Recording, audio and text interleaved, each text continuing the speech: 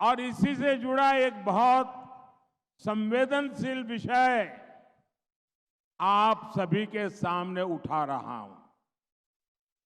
साथियों, 7 दशक पहले श्री जगन्नाथ मंदिर के प्रबंधन के लिए नियम बनाए गए थे। 70 साल पहले इन्हीं में से एक नियम था कि मंदिर के सोना, चांदी, कीमती पत्थर, सारी चल अचल संपत्ति का रिकॉर्ड मेंटेन किया जाएगा।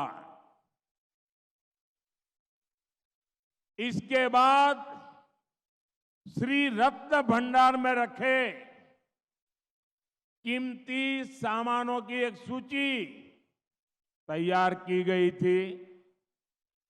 इस रत्न भंडार का आखिरी बार मूल्यांकन करीब 45 साल पहले किया गया था।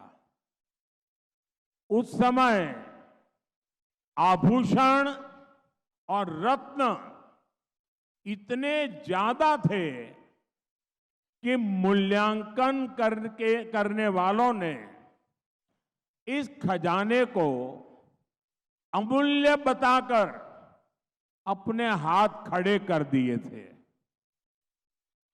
आप कल्पना कर सकते हैं, भगवान जगन्नाथ,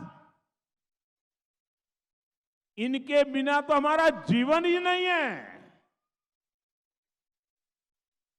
अरे जगन्नाथ है तो जीवन है।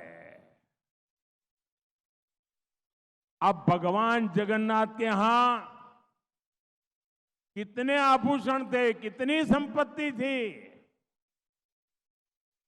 आधिकारिक रूप से श्री रत्न भंडार पिछले करीब 40 साल से खुला नहीं है। लेकिन अब तो मैं देश को बताने जा रहा हूं, वो जानकर पूरे देश के लोग भी हैरान हो जाएंगे। श्री जगन्नाथ मंदिर के श्री रत्न भंडार के गर्भगृह के आंतरिक कक्ष की चाबियां पिछले 6 साल से लापता है।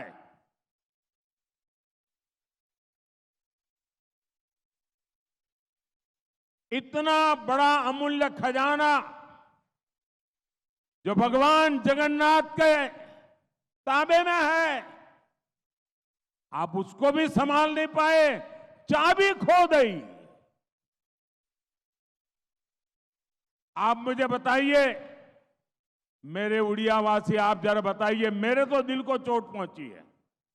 मैं आपको पूछता हूं, और आज पूरे देश को चोट पहुंच रही है जब सुनेंगे तो, क्या आपको ये जानने का अधिकार है कि नहीं है कि चाबियां कहां गई?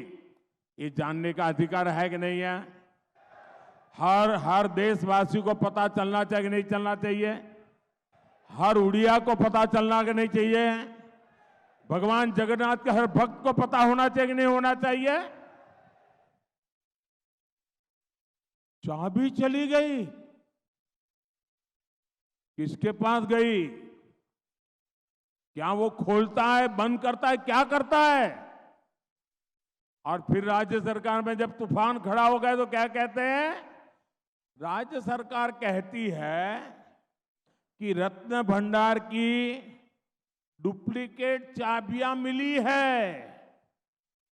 अब सवाल उठता है, ये डुप्लीकेट चाबियां क्यों बनाई गई? क्या डुप्लीकेट चाबियों से ये रत्न भंडार रातों में कोई खोलता था क्या? क्या डुप्लीकेट चाबियों से ये उत्तम भगवान के आभूषण चोरी होते थे क्या? कहीं और लापता होते थे क्या? क्या होता था? डुप्लीकेट चाबी वाला मामला, चाबी खो जाना गंभीर है, डुप्लीकेट चाबी उससे भी गंभीर है। इस मामले की जांच राज्य सरकार ने एक आयोग को सौंपी थी, लेकिन वो रिपोर्ट आज तक उड़ीसा सरकार ने सार्वजनिक नहीं की है। भारतीय जनता पार्टी अब पूरे भक्तिभाव से ये विषय उठा रही है।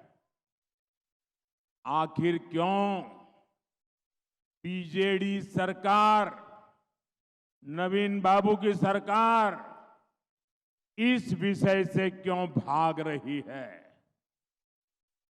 आखिर ऐसी क्या मजबूरी है?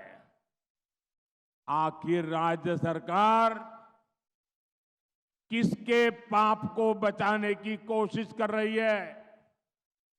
मैं आज उड़ीसा के लोगों को, देश के लोगों को एक वायदा कर रहा हूं। राज्य के अंदर भाजपा सरकार बनने के बाद श्री रत्न भंडार की पारदर्शिता को, प्रतिष्ठा को फिर से स्थापित किया जाएगा। और ये मोदी की गारंटी है।